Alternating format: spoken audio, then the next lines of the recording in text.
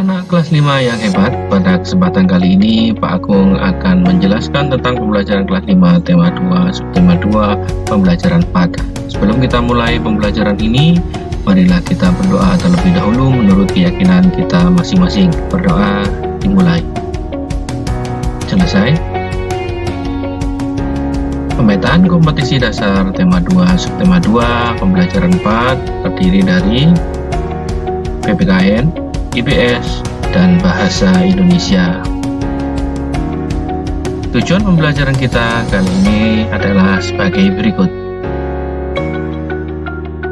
Baik anak-anak, apakah kalian sudah siap untuk menerima pembelajaran kali ini? Kalau sudah siap, simak baik-baik video pembelajaran dari Pak Agung berikut ini. Apa itu informasi penting dari isi teks? Ada yang tahu? Nah, kita ulang lagi ya. Informasi penting dari isi teks dapat diperoleh dari jawaban pertanyaan-pertanyaan yang menggunakan kata tanya apa, di mana, kapan, siapa, mengapa, dan bagaimana.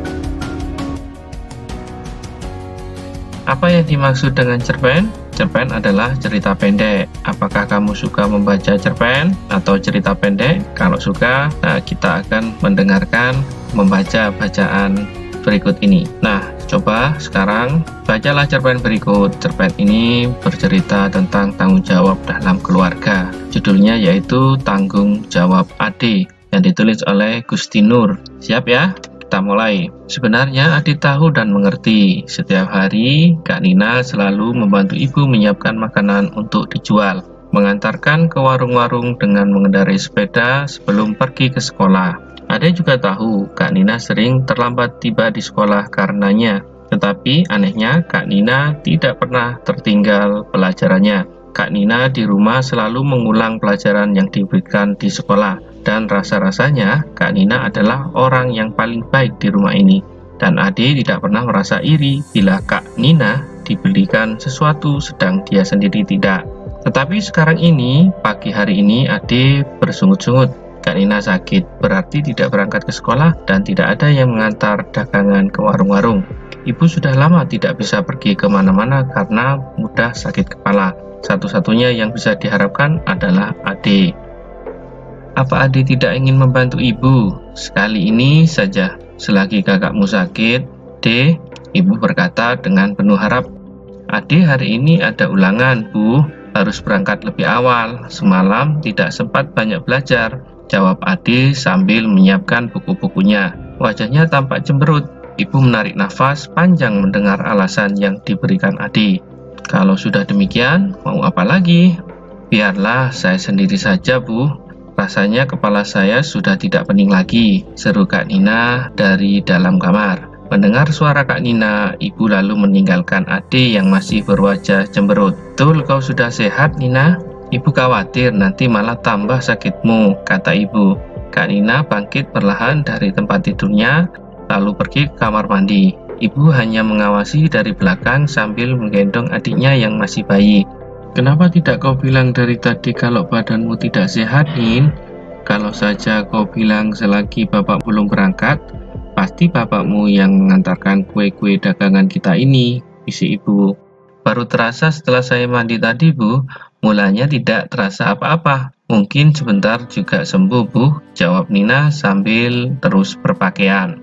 Ade berangkat tergesa-gesa. Ada ulangan, begitu alasan yang disampaikannya untuk menolak tugas yang biasa dilakukan Kak Nina. Padahal ia tidak langsung menuju ke sekolah, karena di sekolah pada waktu sepagi itu masih sepi, bahkan mungkin gerbangnya belum dibuka. Dan sebenarnya pula tidak ada ulangan. Ade sengaja menolak tugas itu karena malu. Ia tidak mau teman-temannya melihatnya naik sepeda sambil membawa keranjang kue-kue. Ia tidak mau dikata-katai teman-teman seperti yang dialami Alip yang mengantarkan koran tiap pagi itu. Hari masih pagi benar. Ade tidak tahu akan kemana tujuannya pada pagi itu. Apakah akan mampir ke rumah Tina atau Ninu? Lebih baik ke rumah Yova saja. Biasanya anak itu sudah siap pagi-pagi sekali. Aku bisa mengeluangkan waktu menunggu siang di rumahnya, pikir Ade. Tiba di rumah Yova, Ade ternyata harus menunggu lama sekali. Yova masih berjalan-jalan bersama adiknya yang masih kecil. Mama Yova sedang menata meja makan untuk sarapan papanya. Kakak Yova sedang mengepel lantai. Papa Yova sedang mencuci mobil. Icih sedang membantu mempersiapkan makanan di dapur. Dan Ade merasa jengah menunggu di teras. Tunggu sebentar deh, Yova cuma mengajak jalan-jalan Vina menghirup embun pagi. Tak lama lagi dia pasti kembali. Dia juga sudah siap akan berangkat, kata Papa Yova mencoba menenteramkan kegundahan Ade yang sedang menunggu itu. Tetapi yang dikatakan oleh Papa Yova itu ternyata lama sekali bagi Ade.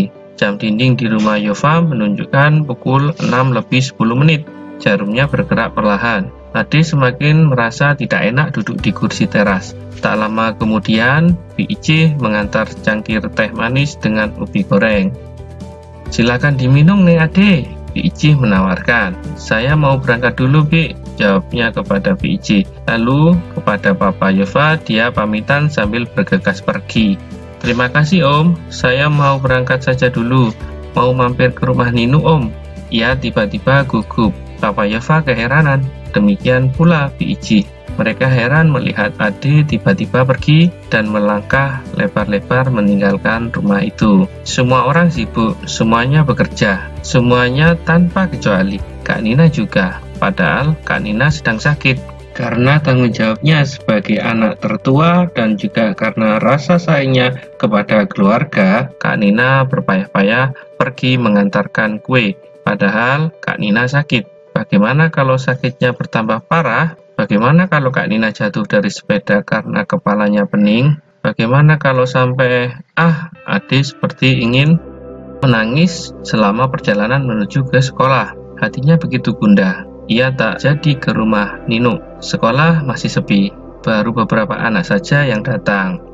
Selama pelajaran berlangsung, Ade tidak bisa memusatkan perhatiannya pada pelajaran. Beberapa kali ditegur Pak Adi karena melamun. Ia ingin segera pulang, ingin segera menjenguk Kak Nina. Mungkin Kak Nina tambah parah sakitnya. Mungkin Kak Nina jatuh dari sepeda karena kepalanya pening, lalu ada kendaraan yang menabraknya. Hap, kau sakit Ade? Tiba-tiba terdengar teguran Pak Adi. Ade gelagapan. Rupanya tadi ia melamun selama Pak Adi menerangkan. Pak Adi lalu menghampirinya, meraba keningnya. Ade jadi terharu. Kepalamu hangat, pulang saja ya, nanti bertambah parah, kata Pak Adi. Ade menurut. Ia bergegas meninggalkan sekolah. Ade berjalan dengan setengah berlari, agar secepat mungkin bisa tiba di rumah melihat Kak Nina. Dengan tergopoh-gopoh ia memasuki rumah. Ibu sampai keheranan melihat sikapnya. Langsung menuju ke kamar Kak Nina. Dan Kak Nina terbaring di pembaringannya. Ade seperti ingin menubruk kakaknya yang sedang terbaring itu. Kak Nina jadi terheran-heran dibuatnya. Ada apa Dek? Kenapa kau tiba-tiba begini? Tanya Kak Nina. Maafkan aku Kak, sebenarnya aku tidak ada ulangan. Aku cuma malu mengantarkan kue-kue itu. Ade langsung saja menangis. Suaranya jadi tidak jelas terdengar. Sudahlah, jangan menangis. Yang penting kau sudah menyadari kesalahanmu dan tak akan mengulanginya lagi. Untuk kali ini, tidak apa-apa. Kakak memaafkanmu deh. Lembut suara Kak Nina menyejukkan hati Ade. Mengobati rasa sesalnya agar tidak berkepanjangan. Dan keesokan harinya, Kak Nina masih sakit. Ade benar-benar melaksanakan apa yang dijanjikannya kepada kakaknya. Tanpa ragu lagi, Ade menjinjing keranjang kue-kue. Dengan sepeda, ia berkeliling mengantar kue-kue itu ke warung-warung. Tak ada yang mengejek, tak ada yang menggoda, tak ada rasa malu. Yang ada adalah rasa tanggung jawab yang besar. Sekarang kita akan menginjak pada bagian ayo menulis. Berdasarkan cerpen tanggung jawab Ade, jawablah pertanyaan-pertanyaan berikut. 1. Siapa tokoh dalam cerpen tanggung jawab Ade? Jawabannya adalah Ade, Kakak Nina, Ibu Yova, Vina, Papa Yova, Icih, dan Pak Adi. Nomor 2. Berapa anggota keluarga Ade? Jawabannya ada 4 orang, yakni Ayah Ade, Ibu Ade, Kak Nina, dan Ade. Berikutnya nomor 3, siapa yang biasa mengantar kue setiap pagi ke warung-warung? Jawabannya yaitu Kak Nina biasa mengantar kue setiap pagi ke warung-warung. Nomor 4, apa apa yang terjadi pada Kak Nina? Kak Nina sedang sakit sehingga tidak bisa mengantarkan kue ke warung-warung. Nomor 5, bagaimana Adi menolak permintaan itu untuk menggantikan tugas Kak Nina? Jawabannya, Ade berangkat tergesa-gesa karena ada ulangan. Begitulah alasan yang disampaikan Ade untuk menolak tugas yang biasa dilakukan Kak Nina. Nomor 6, mengapa Ade tidak mau menggantikan tugas Kak Nina? Jawabannya yaitu, Ade sengaja menolak tugas itu karena malu. Ia tidak mau teman-temannya melihatnya naik sepeda sambil membawa keranjang kue-kue. Nomor 7, di mana Ade menunggu sebelum berangkat ke sekolah? Jawabannya, sebelum berangkat, Ade menunggu di rumah Yova. Nomor 8, mengapa Ade merasa gundah saat berlangsung pelajaran di sekolah? Jawabannya, Ade merasa gundah saat berlangsung pelajaran di sekolah karena merasa bersalah dan khawatir Kak Nina tambah parah sakitnya. Nomor 9, apa yang dilakukan Ade setiba di rumah kembali? Jawabannya, Ade meminta maaf kepada Kak Nina dan mengatakan bahwa tidak ada ulangan. Dia merasa malu untuk menggantikan tugas Kak Nina mengantarkan kue-kue.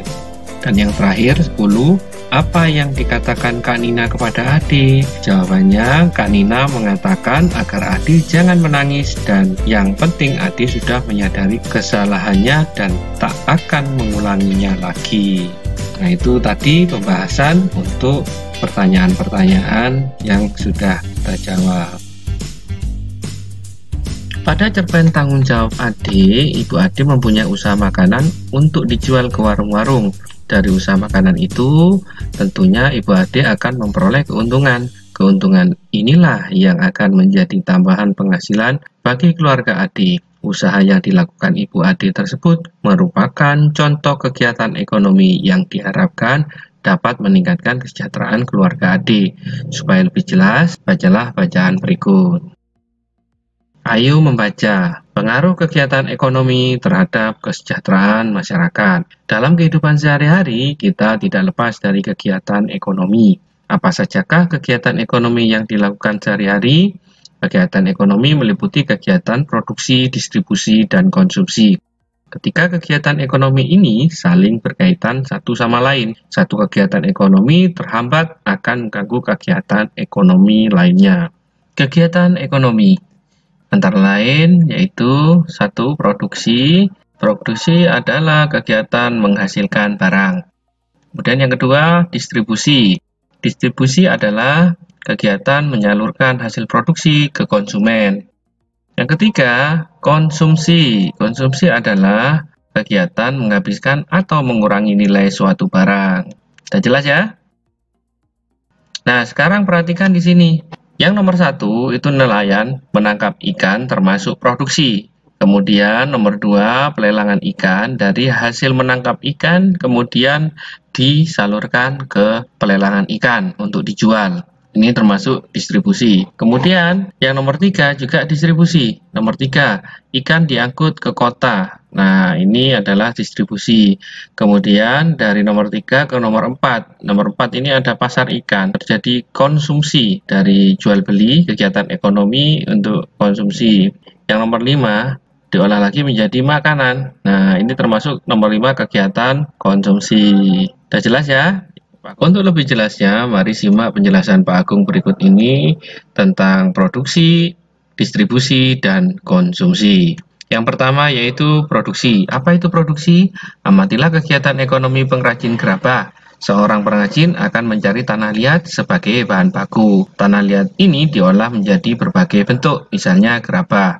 Gerabah yang sudah dibuat akan dijemur, kemudian dibakar. Proses akhir gerabah tersebut diwarnai kemudian dijual kepada konsumen. Dari ilustrasi tersebut dapat dikatakan seorang pengrajin telah melakukan kegiatan produksi. Jadi produksi adalah kegiatan menghasilkan barang dalam rangka memenuhi kebutuhan hidup. Orang yang melakukan kegiatan produksi disebut produsen. Coba kamu berikan contoh kegiatan produksi yang terdapat di sekitar tempat tinggalmu. Kegiatan produksi berpengaruh terhadap kesejahteraan pemilik sumber daya ekonomi dan produsen. Bagi pemilik sumber daya ekonomi, adanya proses produksi memungkinkannya memperoleh balas jasa. Balas jasa ini berupa sewa, bunga modal, ataupun gaji.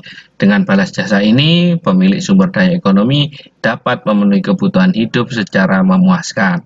Sementara itu, bagi produsen, adanya proses produksi menyebabkan produsen memperoleh keuntungan. Selanjutnya, keuntungan tersebut digunakan untuk menjaga kelangsungan usaha dan memenuhi kebutuhan hidup. Ini dilakukan dalam upaya mencapai kesejahteraan hidup.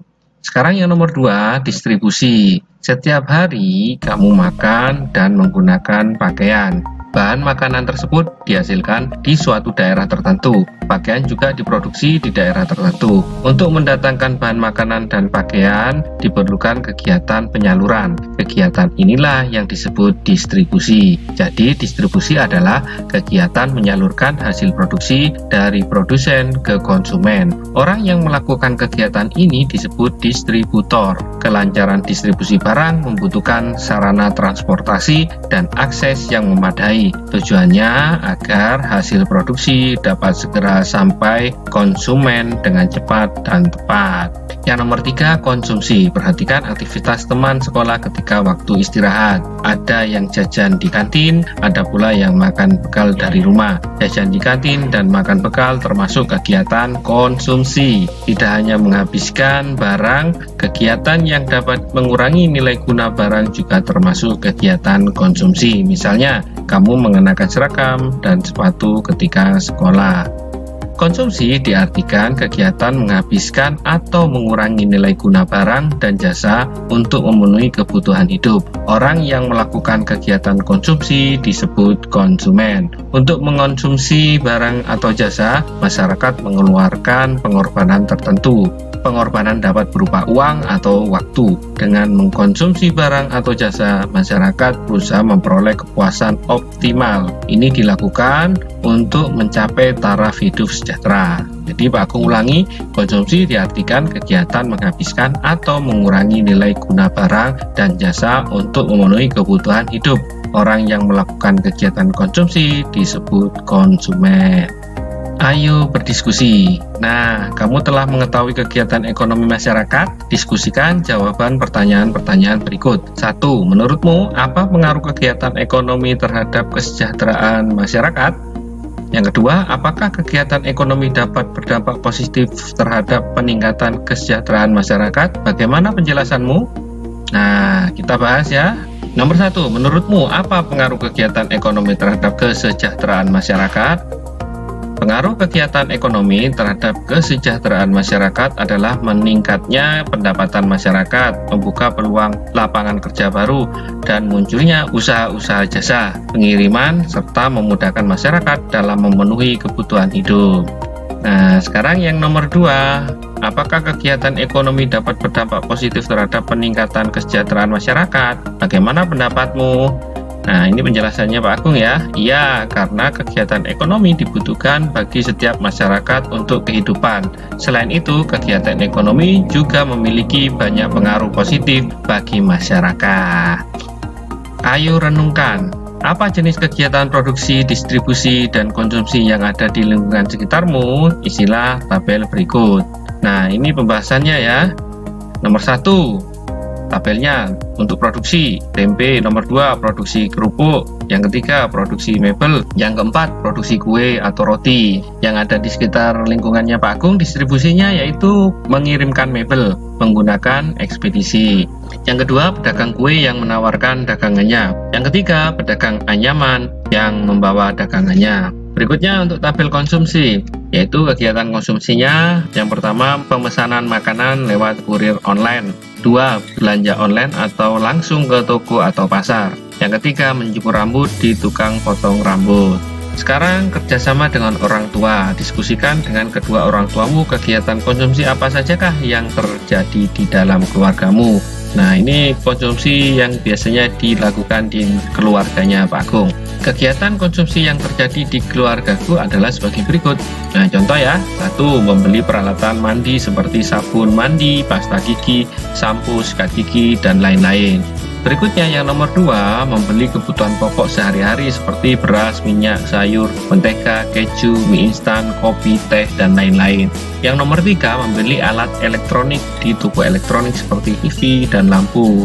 Yang nomor 4, membeli handphone atau smartphone di toko online. Yang nomor 5, membeli baju di toko online. Ya, jelas ya, itu penjelasannya dari Pak Agung. Terima kasih sudah menyaksikan video pembelajaran ini. Wassalamualaikum warahmatullahi wabarakatuh. Sampai berjumpa lagi pada materi selanjutnya.